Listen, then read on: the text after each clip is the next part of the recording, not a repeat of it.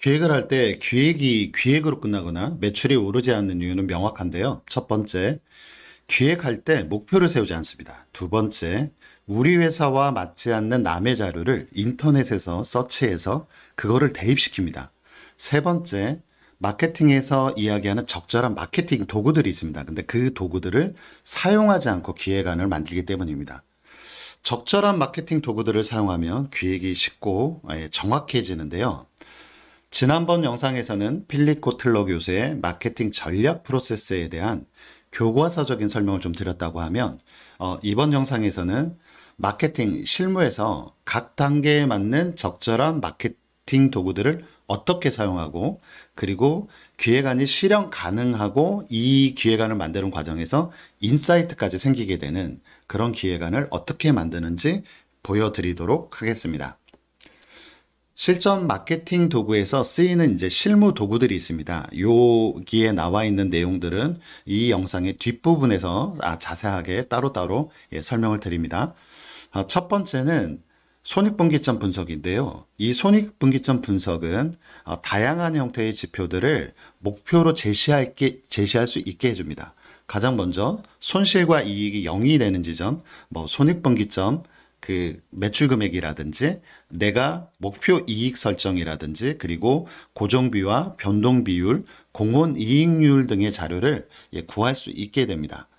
두 번째, 삼시 분석을 통해서 시장 조사를 하게 될 텐데요.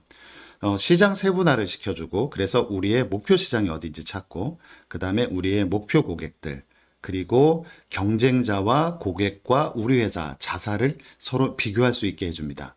그런데 이거를 그냥 이 정도 위치에 있어, 이 정도 위치에 있어 라고 이야기하지 않고 네이버 키워드 도구와 네이버 트렌드 그리고 썸 트렌드를 통해서 대략적인 그 검색량 그리고 실제로 소비자들이 얼마나 찾고 있는지 그 다음에 이것과 관련되어 있는 연관 검색어들은 어떤 것들이 있는지 그리고 포지셔닝 맵을 통해서 우리와 경쟁사를 어떻게 구분할 건지를 여기에서 실무 도구를 통해서 좀 알아볼 수 있게 됩니다. 세 번째는 포지셔닝의 설정, 차별화를 위해서 가장 중요한 파트죠. 이거는 전략 캔버스를 통해서 우리 회사가 포지셔닝으로 삼아야 될 파트들을 찾아내고요. 그리고 여기에 맞는 슬로건, 그리고 증거, 그리고 트리거를 만들어서 이걸 가지고 어떻게 콘텐츠로 화해서 매출을 올릴 수 있고 그리고 구매 전환율을 높일 수 있는지를 좀 알아보도록 하겠습니다. 네 번째는 실행안입니다. 일정과 그리고 어떤 마케팅 채널들을 통해서 마케팅을 해야 될지 그리고 예산을 어떻게 잡아야 될지 실행안을 만드는 과정이고요. 다섯 번째는 얘가 정성적으로 또는 계량화할 수 있는 정량적으로 어떤 효과가 있는지에 대한 이해를 시켜주는 과정입니다. 말씀드린 마케팅 도구들을 사용해서 기획서를 만들다 보면 준비하는 과정에서 최대한 많은 다른 사람들의 객관적인 자료들을 좀 보기 때문에 여기에서 차별화할 수 있는 인사이트가 좀 생기게 됩니다. 그리고 적절한 마케팅 도구들을 사용하기 때문에 실현 가능한 기획안이 만들어지게 되는데요. 이 영상에서 혹시 설명이 부족한 부분들은 개별 파트 영상들을 보시면 더 좋습니다. 그래서 이 부분은 댓글에 링크를 달아놓도록 하겠습니다. 그럼 지금부터 매출이 오르게 만들어주는 마케팅 기획안 만들기를 시작해 보도록 하겠습니다. 기획서에 담겨야 될 내용은 구체적인 목표의 제시, 두 번째 객관적인 시장 조사, 세 번째 차별화된 포지셔닝의 설정, 네 번째 일정과 그리고 어떻게 마케팅 채널들을 세팅할 건지에 대한 방법, 그 다음에 다섯 번째로는 정량적이고 그 다음에 정성적인 형태로 발생할 수 있는 기대의 효과에 대한 내용들을 담아주면 되겠습니다. 이것들을 실현하기 위해서 좀 제시하기 위해서 각각의 이제 그 마케팅 도구들이 있는데요. 목표의 제시는 손익분기점 분석, 시장 조사는 삼시 분석과 트렌드 조사, 그리고 포지셔닝의 설정은 전략 캔버스, 그리고 포지셔닝 4종 세트, 그리고 네 번째 실행하는 일정과 채널 분배에 대한 표이고요. 다섯 번째는 정량적이고 정성적인 형태의 기대 효과들에 대한 건데요. 첫 번째 이제 목표의 제시, 손익분기점 분석입니다. 이루고자 하는 목표가 분명해야지 기획과 실천 방안이 이제 명확하지 명확해지겠죠. 손익분기점 분석을 통해서 우리가 알 수 있는 것들은 손실과 이익이 0이 되는 지점, 손익분기점, 그리고 내가 얼마나 매출을 해야 될까, 매출 목표액, 그리고 목표 이익을 잡았을 때의 매출 목표액, 그리고 생산이 증가할수록, 판매를 많이 할수록 올라가는 비용, 변동비, 그리고 이것들을 비율로 따진 변동 비율, 그리고 숨만 쉬어도 나가는 비용들, 고정비, 인건비라든지 임차료라든지 이런 부분들에 대한 금액을 좀 구할 수 있고요. 그리고 여기에서 조금 더 나아가서 이 매출을 올리려고 하면 얼마나 많은 고객을 확보를 해야 되는지, 방문을 하고 매출이 일어나야 되는지, 목표 고객 수와 판매량, 그리고 이익률 등의 수치도 실제와 아주 유사하게 구할 수 있습니다. 그리고 이 숫자들은 달성해야 될 목표인 좀 큰 회사에서 많이 쓰이고 있는 KPI라고 하는 핵심 지표로, 핵심 성과 지표로 많이 사용되고 있습니다. 손익분기점 분석은 제가 좀 쉽게 엑셀로 만들어 놨고, 이거는 이제 저희 그 채널에서 손익분기점이라고 치시면 아마 그 영상이 나올 거고요. 거기에 요걸 다운받을 수 있는 링크도 좀 준비되어 있습니다. 그래서 이거 같은 경우에는 요 파란색으로 되어 있는 부분들만 숫자를 넣어 주시게 되면 자동으로 뭐 손익분기점 매출 금액이라든지, 그 다음에 이제 고정비, 변동 비율, 그 다음에 이제 뭐 월 판매 수량들을 좀 자동으로 구해지기 때문에 요거는 꼭 다운받아서 한번 해 보셨으면 좋겠습니다. 두 번째, 시장 조사를 하는데 이 시장 조사 파트가 이제 가장 좀 어렵습니다. 가장 많이 하시는 것들은 그냥 인터넷에서 검색해가지고 이제 찾아보시는 경우들이 많잖아요. 근데 앞서 말씀드린 것처럼 그 케이스는 우리 회사 사례가 아니고 너무 시장이 넓거나 여러 가지 상황으로 잘 맞지 않습니다. 그러다 보니까 우리의 목표를 세우거나 우리가 실행할 수 있는 기회가 아닌 경우들이 좀 많죠. 이 시장조사에서 가장 많이 쓰이는 건 삼시 분석입니다. 그래서 경쟁자와 그리고 자사, 소비자를 이제 좀 분석하게 되는데요. 이 시장조사를 할 때 어려운 점은 이게 키워드 분석을 통해 가지고 시장의 크기나 경쟁자나 경쟁 요소를 규정을 해줘야 되는데, 타겟을 규정을 해줘야 되는데 이걸 어디에서 해야 될지 너무 막막한 거죠. 그래서 권해드리는 방법은 첫 번째, 네이버 키워드 도구를 사용하고요. 그리고 네이버 키워드 도구와 함께 같이 쓰이고 있는 네이버 트렌드, 네이버 데이터 랩이라고도 합니다. 그리고 썸 트렌드, 그리고 통계청 자료를 사용해서 하시면 좋습니다. 요 다음 페이지에서 좀 말씀드리도록 하고요.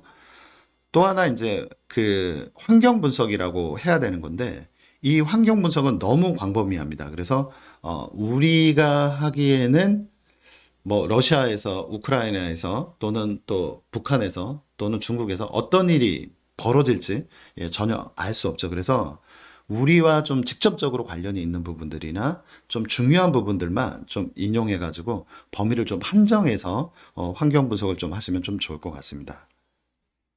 먼저 이제 그 통계청하고 네이버 키워드 도구, 네이버 데이터 랩에 관한 내용입니다. 통계청인데요. 이 통계청은 생각보다 상당히 많은 분야의 자료들이 들어가 있습니다. 그래서 뭐 좀 작은 형태의 규모의 산업이라도 여기에 매출액이라든지, 그 다음에 전국에 있는 매장 수, 그리고 여기에 직원 수, 그리고 고용 형태라든지 이런 부분들까지 이제 다 들어가 있습니다. 그래서 통계청 자료를 보시면 전체적인 산업에 대한 일반적인 구조들을 좀 이해하고 그것들을 좀 인용해 주시면 좋고요. 그리고 이제 일반적으로 가장 많이 쓰시는 것들은 인터넷 서치겠죠. 인터넷 서치를 하실 때 그냥 검색어만 넣지 마시고 거기에다가 이제 옵션, 검색 옵션을 좀 넣어주시면 괜찮은데요. 가령 이제 미용 시장에 대해서 조사한다 그러면 미용 시장 플러스 이제 PDF 이렇게 검색을 하시면 PDF로 만들어져 있는 PDF 파일이 들어가 있는 그 콘텐츠들만, 웹문서들만 이렇게 쭉 나오게 되어 있습니다. 그래서 그걸 좀 다운받아서 같이 좀 보시면 좋은데, 앞서 말씀드린 것처럼 뭐 이미 잘 알려진 큰 시장의 경우는 그런 자료들이 있습니다. 그리고 운이 좋아서 찾았다고 해도 우리 회사 실정과 맞지 않는 자료들이 좀 많으니까 이건 뭐 전체적인 환경 분석이나 큰 트렌드를 보시는데 이제 좀 참고를 하시고 직접적으로 우리와 관련되어 있는 것들은 네이버 키워드 도구, 네이버 데이터 랩, 트렌드, 그리고 이제 썸 트렌드를 이용해서 좀 보시면 좋을 것 같습니다. 첫 번째 이제 시장 조사를 하기 위해서 네이버 키워드 도구를 볼 텐데요. 이 네이버 키워드 도구는 어디에 있냐면 네이버 광고를 들어가시고요. 네이버 광고를 들어가시고 여긴 좀 회원 가입 과정이 좀 필요합니다. 그래서 회원 가입을 하시고 네이버 광고에 회원 가입이 끝나신 다음에 보시면 여기에 도구라고 하는 메뉴가 있고요. 이 도구에 키워드 도구라고 하는 메뉴가 있습니다. 이 키워드 도구를 사용하시면 여기에 내가 원하는 검색어를 이제 입력을 해주시면 그것과 관련된 연관 검색어까지 이제 같이 나오게 됩니다. 그래서 여기에서 네이버에서 한 달 동안 네이버 이용자들이 검색한 검색량인데요. PC에선 1450회, 모바일에서 11,300번이라고 되어 있는데 실무에서는 곱하기 3 정도로 합니다. 그래야지 좀 숫자가 좀 맞더라고요. 그래서 이런 숫자들을 가지고서 상대적으로 비교를 해보는 거죠. 아, 대구 미용실은 사람들이 이 정도 검색을 하고 동성로 미용실은 이 정도 검색을 하고 있구나. 대구 동성로 미용실은 이렇게 검색을 하고 있구나. 그래서 서로의 상대적인 크기를 좀 알 수 있습니다. 그리고 이제 시장의 규모를 좀 어느 정도 파악을 할 수 있겠죠. 그리고 우리가 나중에 마케팅을 해야 될 그 키워드, 어떤 키워드로 포스팅을 해야 되는지 그 키워드도 좀 알 수 있게 됩니다. 그리고 여기에 있는 이 네모 칸 하나 있는 요거를 클릭하게 되면 해당 키워드의 그 월별 검색 추이, 아, 이때가 좀 시즌이구나. 아, 이때는 좀 검색량이 작네. 요런 트렌드를 좀 알 수 있고요. 그 다음에 성별과 연령 데이터도 파악할 수 있습니다. 이것보다 좀 더 자세한 내용으로 좀 알려고 하면 이제 뒷부분에 네이버 데이터 랩, 네이버 트렌드를 좀 이용하시면 되고요. 이 네이버 키워드 도구 같은 경우에는 이 데이터들이 전부 다 엑셀로 다운로드가 가능합니다. 그래서 다운로드 하셔가지고 이거를 좀 정렬을 하셔가지고 보시면 아주 유용하게 사용하실 수 있습니다. 그 다음에 이제 두 번째 네이버 트렌드, 네이버 데이터 랩인데요. 이 네이버 데이터 랩 같은 경우에는 아까 키워드 도구는 이거를 숫자로 보여줬다라고 하면 얘 같은 경우에는 가장 높은 데를 100%로 보여주고 가장 낮은 데를 0%. 그래서 서로 상대치로 좀 비교를 해주시면 좋습니다. 그래서 대구 미용실의 경우, 동성로 미용실의 경우 이렇게 형태의 이제 그래프로 이루어져 있다라고 보시면 되고요. 좋은 부분은 어떤 거냐면 2016년부터 현재까지의 검색량 추이를 제공하고 있습니다. 꽤 오랜 기간들이죠. 그래서 과거와 현재, 아, 이때 매월 8월에는 어떤 결과들이 일어났구나. 이런 부분들을 좀 비교할 수 있고요. 여기에서 뭐 PC와 모바일, 그리고 여성과 남성, 그리고 연령대별로도 다 체크를 해가지고 서로 비교를 할 수 있습니다. 그래서 이거를 이제 우리의 시장 조사할 때도 좀 유용하게 쓰이지만 경쟁사와 우리의 검색량을 비교할 때도 아주 유용하게 쓰입니다. 그래서 저 개인적으로는 경쟁사의 검색량과 우리 검색량을 좀 넣어보고 이런 서로 그래프의 차이가 있구나. 근데 우리는 떨어졌고 얘네만 올라갔어. 아, 그럼 이때 도대체 무슨 일이 있었지? 라고 다시 한번 고민하고 찾아보는 그런 계기로 사용하고 있습니다. 세 번째는 썸 트렌드인데요. 이 썸 트렌드는 SNS 언급량을 토대로 이제 빅데이터를 좀 분석합니다. 네이버 키워드 도구가 어떻게 보면 좀 딱딱한 분석이라고 하면 얘는 좀 감성적인 형태의 좀 분석이 되고요. 긍정과 부정에 대한 그런 키워드들도 크기별로 좀 나타내주고 있습니다. 그래서 여기에서 좀 이걸 보면서 마케팅 포인트를 좀 발굴하셨으면 좋겠어요. 예를 들어서 어떻게 좀 이제 차별화할 건지, 또 우리의 슬로건을 어떻게 만들 건지, 그 다음에 우리의 포지셔닝은 어떻게 좀 찾는지, 이런 형태들로 이용하시면 좀 좋습니다. 3C 분석과 STP 전략인데요. 3C 분석은 시장 조사에서 환경 분석과 함께 많이 이제 진행하고 있습니다. 그래서 경쟁자, 자사, 그리고 고객, 요 앞에 이제 C자를 따서 3C 분석이라고 이야기하는데요. 이 3C 분석을 하려고 하면 좀 막연해요. 그래서 이런 부분들을 좀 STP 전략인 세그멘테이션, 그 다음에 타겟, 그 다음에 포지셔닝, STP 전략을 통해 가지고 좀 구체화 시킬 수가 있습니다. 그래서 먼저 이제 세그멘테이션은 이제 시장 세분화라고 이야기를 하고, 우리가 이제 공략해야 되는 시장이 이제 뭐 전체 시장은 아니잖아요. 그 중에서 좀 일부 시장일 텐데, 그럼 우리가 타겟으로 삼아야 되는 시장은 어떤 건지를 좀 세분화해 주는 거고요. 그 다음에 우리의 타겟이 누구인지를 좀 찾아내는 그런 과정을 갖고 있는 게 이제 타겟이시고요.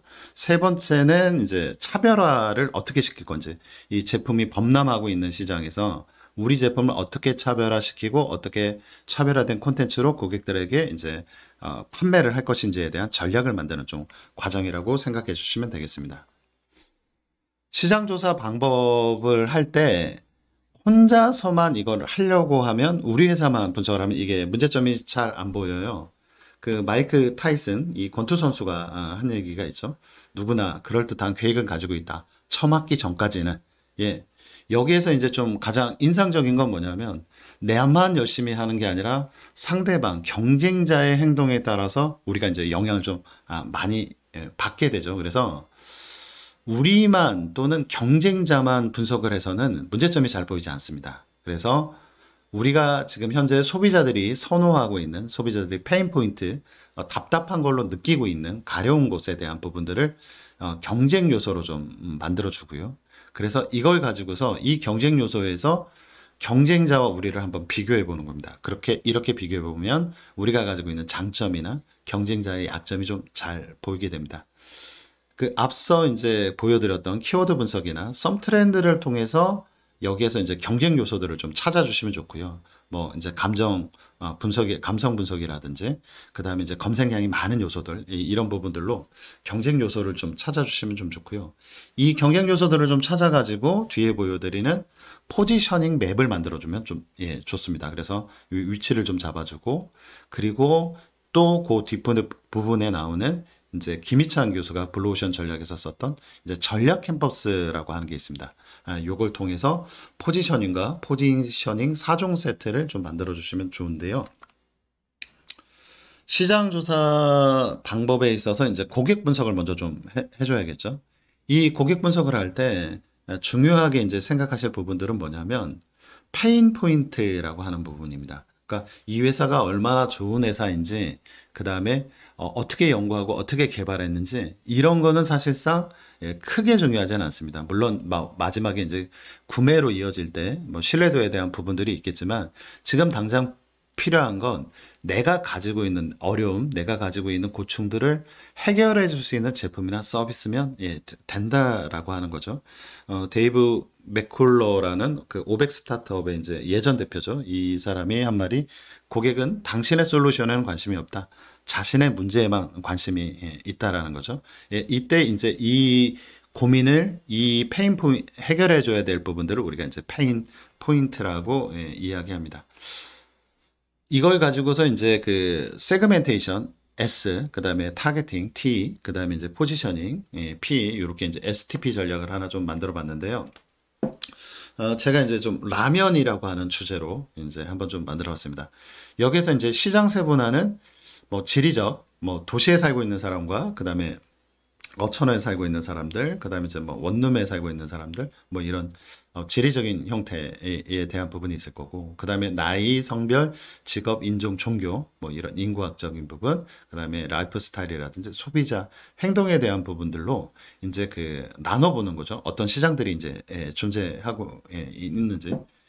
두 번째는 이 시장에서 이제 속해 있는 사람들 중에서 어떤 사람들을 대표적으로 좀 공략할 것인가. 타겟 층들이겠죠.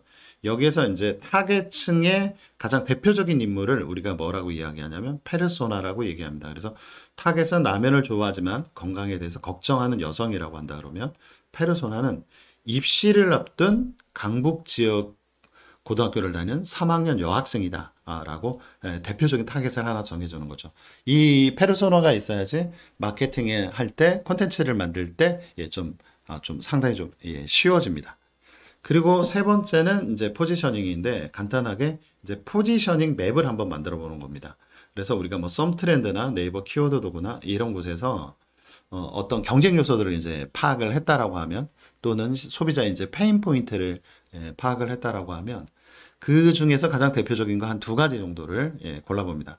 하나는 칼로리가 높은, 하나는 이제 칼로리에 대한 부분으로 한 축을 만들어 보고요. 또 하나는 얼마나 좀 야채가 많은지, 건강에 대한 부분들, 야채가 많은지를 한 축으로 만들어 봅니다. 그래서 A 회사는 보면 칼로리가 높고 야채도 많아. 그 다음에 C 회사나 D 회사나 보면 이 회사들은 칼로리도 높고 야채도 이제 적은 거죠. 예. 그런데 우리 회사는 보면 그러면 우리의 포지셔닝은 야채도 많고 그다음에 칼로리는 적은 야채는 많고 칼로리는 적은 형태의 포지셔닝으로 이제 좀 가면 좋겠다라는 형태로 포지셔닝 맵을 만들어서 경쟁자와 우리를 어디에 좀 어디에 위치하고 있는지를 좀 나타내는 표를 좀 만들어 주시면 좀 좋을 것 같습니다. 이걸 좀 더 구체화한 게 이제 포지셔닝 이제 4종 세트인데요. 포지셔닝은 잭 라우트와 알리스가 이제 1972년에 발표한 개념입니다. 지금으로부터 한 50년 된 개념이기 때문에 아주 오래된 건데 이게 차별화라고 하는 부분들이 여전히 마케팅에서 이제 중요한 수단으로 사용하기 되기 때문에 많이 사용되고 있습니다. 뭐 간단하게 이제 포지셔닝이란 제품의 이제 범람으로 인해서 소비자는 해당 상품이 1등이나 2등이 아니면 좀 기억하기 힘듭니다. 그래서 우리 제품을 소비자들의 머릿속이나 마음속에 1등으로 기억할 수 있게 좀 만들어주자. 만약에 이게 해당 분야에서 만들 수 없다라고 하면 새로운 분야를 하나 좀 만들어가지고 우리가 1등이라고 좀 인식시켜주자. 뭐 예를 들어서 이제 그 뭐 라면 시장에서는 이미 많은 경쟁자들이 있었잖아요. 그런데 이제 나가사키 짬뽕이 나오면서 이 회사는 이렇게 이야기를 했죠. 우리는 하얀 국물이야라고 이제 이야기를 했고, 그 다음에 이제 콜라 시장에서 지금은 이제 사라졌는지 아직 있는지 모르겠지만 그 국산 콜라 애국심에 좀 기대하는 이제 815 콜라라고 하는 콜라를 만들어냈죠. 이렇게 좀 다른 분야, 다른 포지셔닝을 잡아서 그 분야에서 해당 분야에서 1등이라고 인식되는 게 훨씬 매출에 도움이 많이 된다라고 하는 이야기입니다. 사례로 좀 말씀드리면 이제 최근에 간 이제 식당이 있으실 거 아니에요? 그 식당을 간 이유가 있겠죠. 뭐 반찬이 많아서 그다음에 이제 좀 그 종업원이 잘생기거나 예뻐서 가까워서 인테리어가 좋아서 사진 찍기 좋아서 근데 이제 그 식당을 갔다 오고 난 다음에 너 거기 갔다 왔니? 그러면서 친구들이 물어봅니다. 거기가 이제 어땠냐고. 그때 이제 내가 하는 이야기가 이 식당의 이제 포지셔닝일 수 있습니다. 그런데 한 이제 그 식당에 갔더니 이 사장님이 여기 이제 쌈밥집인데 채소를 좀 많이 주세요. 그리고 뭐 그 분위기도 좋고 그리고 거기에 비해서 이제 좀 가성비가 있어요. 근데 이 친구한테 이제 이야기할 때 어떻게 얘기할지 모르잖아요. 그런데 우리가 이걸 미리 정해주는 겁니다. 이렇게 이야기하라고. 근데 뭐 그거 이렇게 좀 이야기해 주세요라고 이야기할 수는 없겠죠. 그래서 전화를 받을 때 또는 그 손님이 이제 물어볼 때, 여기 야채 진짜 많이 주시네요. 그럴 때 벽면에 있는 사진을 하나 보여줍니다. 이 사장님이 직접 채소를 이제 따고 있거나 뭐 재배하고 있거나 이런 사진을 보여줘. 아유, 저희가 직접 키우잖아요. 라고 이야기를 한다 그러면 이 고객은 이제 친구한테 그렇게 이제 이야기하겠죠. 이거를 이제 우리가 포지셔닝이라고 이야기하고요. 저는 이제 요거를 좀 약간 좀 안전 표현으로 고객을 세뇌시킨다고 이야기합니다. 그래서 전화를 받을 때 와서 이제 뭔가를 이야기할 때 또 계산할 때 계속 반복적으로 이야기하는 거죠. 이 사람이 친구한테 그렇게 이야기할 수 있도록. 그래서 우리가 포지셔닝을 설정했다라고 하면 이걸 반복적으로 콘텐츠나 말로 계속적으로 고객들에게 전달해 줘야 합니다. 포지셔닝 이제 4종 세트라고 이제 제가 좀 규정을 해놨는데요. 이거는 마케팅 업계나 학계에서 뭐 널리 알려진 개념은 아닙니다. 그냥 제가 개인적인 주장이어서 다른 사람들한테 포지셔닝 4종 세트라고 얘기해서 그 사람들이 못 알아들을 확률이 좀 높습니다.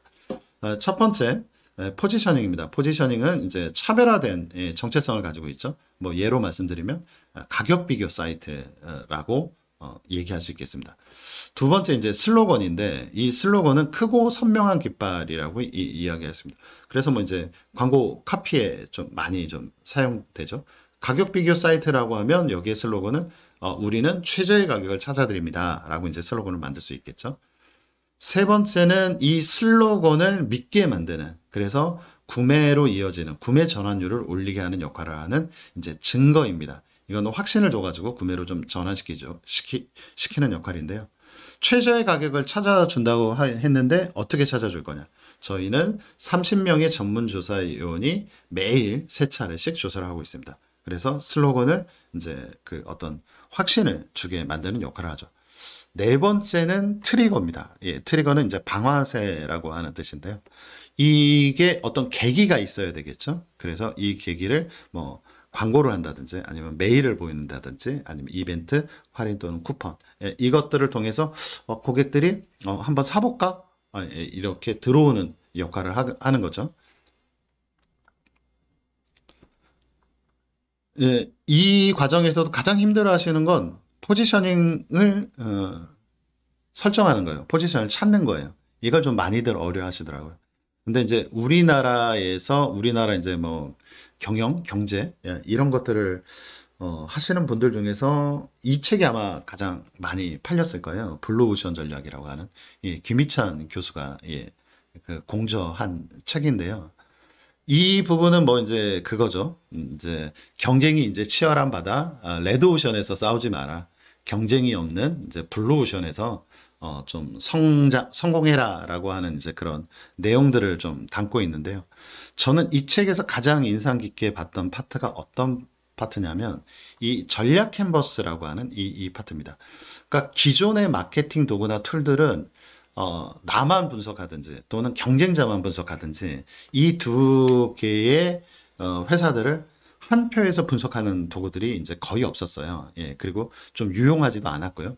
그런데 이제 이 전략 캔버스 같은 경우에는 요렇게 좀 사용하면 이게 포지셔닝을 설정하는데 가장 좀 좋은 방법으로 좀 되겠다 싶어가지고 제가 그거를 이렇게 좀 가지고 온 겁니다. 자, 여기에서 제일 이제 하단 부분에는 어떤 부분들이 있냐면 우리가 썸 트렌드나 네이버 키워드 도구, 네이버 트렌드 랩에서 찾았던 경쟁 요소들, 그리고 고객들이 이제 좋아하고 있는 그런 이제 뭐 페인 포인트가 됐든 선호하는 영역이 됐던 그런 부분들을 좀 적어줍니다. 그래서 요거는 사우스웨스트 저가 항공사의 케이스여가지고 요금, 식사 제공, 라운지, 좌석 선택권, 뭐 허브 공항 연결, 친절한 서비스 뭐 이런 것들이었는데요. 이 경쟁 요소들을 쭉 적어주고요. 그 다음에 여기에다가 이제 선을 한번 그어봅니다. 예, 우리 회사의 선을 한번 그어보고요. 그 다음에 이제 경쟁사의 선을 한번 그어봅니다. 이때 높은 쪽은 어떤 거냐면 상대적 수준이 높거나 우리가 경쟁력이 높다라고 생각하는 건 윗부분에다가 이제 위치해 주면 되고요. 그 다음에 이게 좀 낮다라 그러면 아래쪽에 이제 좀 위치를 해주면 좋습니다.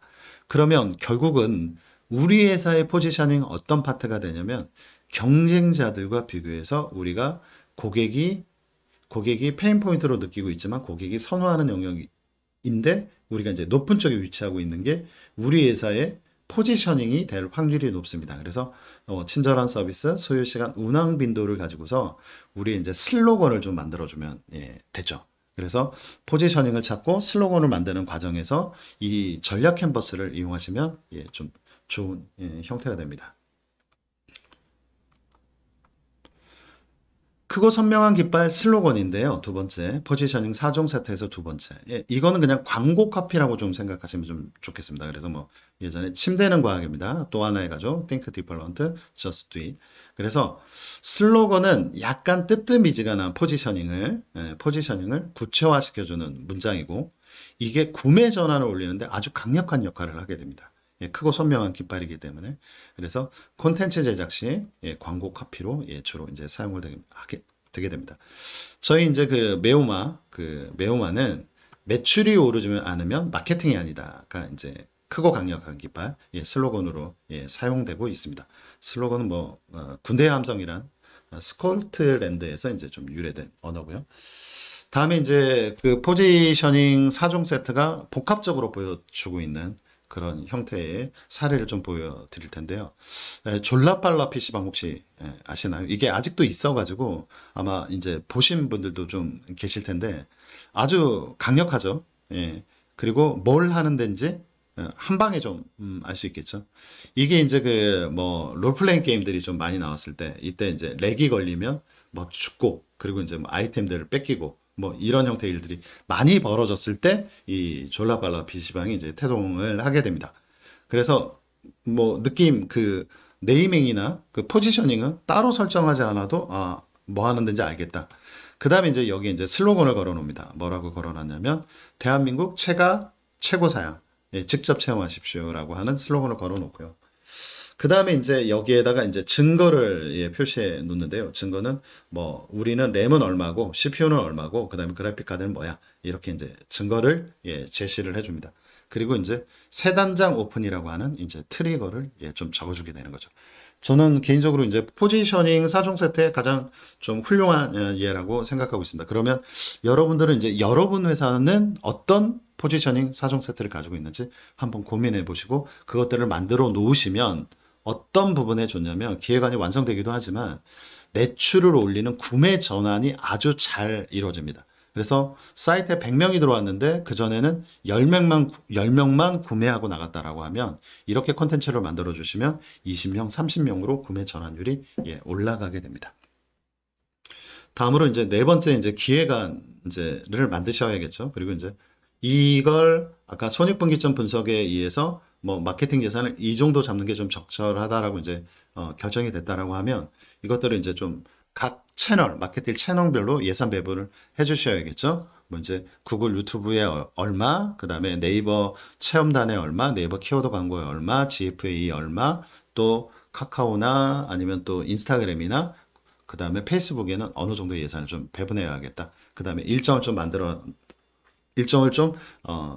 세팅을 해놔야겠다. 예, 이런 부분들이 이제 좀 필요하겠죠. 이 부분은 제가 만든 건 아니고요. 요 밑에 있는 이제 링크를 보시게 되면 요 링크에 요 표가 이제 아주 깔끔하게 만드셔가지고 올려놓으셨더라고요. 그래서 다운로드 받을 수 있게 되어 있으니까 요 링크에 들어가셔가지고 예, 좋아요도 한번 눌러주시고 그리고 다운로드 만들어서 예, 다운로드 받아서 예, 사용하시면 예, 좀 좋을 것 같습니다. 결론과 기대 효과는 숫자로 보여주는 게 이제 가장 좀 좋습니다. 그래서 우리가 이제 흔히 말하는 핵심 성과 지표, 예, KPI, 매출량, 이익률, 이런 정량적 지표들과 이제 설문조사를 하기 전까지는 좀 알 수 없기는 하지만 브랜드 충성도나 사회적 평판 같은 이런 이제 정성적 지표들을 같이 좀 제시를 해주는 거죠. 그래서 이 기획안이 이런 구체적인 마케팅 도구들을 통해서 나왔고, 그리고 이런 효과들이 있다라고 하는데, 이 기획안을 안 할 이유도 없고, 이 기획안을 받아들이지 않을 이유도 없겠죠. 사실 이제 뭐 마케팅 기획이라고 하는 게 이제 공부해야 될 것도 많고 그렇게 이제 뭐 쉬운 영역들은 아닙니다. 하지만 아까 보여드린 마케팅 도구들을 사용하시면 이제 좀 더 현실적이고 매출이 오르는 기획에 좀 이제 가까워지게 됩니다. 그래서 왜 매출이 안 오르지라고 이제 고민하지 마시고 이렇게 기획안을 한번 만들어 보시다 보면 우리의 이제 문제점과 이제 개선해야 될 부분들이 이제 보이게 됩니다. 그래서 손익분기점 분석이나 뭐 그걸 통해서 이제 목표 제시하고 시장 조사하고 포지셔닝 4종 세트 하시고 그 다음에 이제 실행한 일정 그 다음에 기대 효과에 대한 파트까지 직접 한번 해보시면 매출이 오르는데 큰 도움이 되실 거예요. 저희 이제 매출이 오르지 않으면 마케팅이 아니다. 이제 매우마 유튜브 채널도 있고요. 그 다음에 이제 네이버 카페도 있습니다. 그래서 궁금하신 점이나 아니면 좀 좋은 의견들이 있으면 카페에 글을 써주시거나 아니면 유튜브 채널에 댓글 달아주시면 성심성의껏 답변을 달아드리고 있으니까 많이 방문 좀 부탁드립니다. 감사합니다.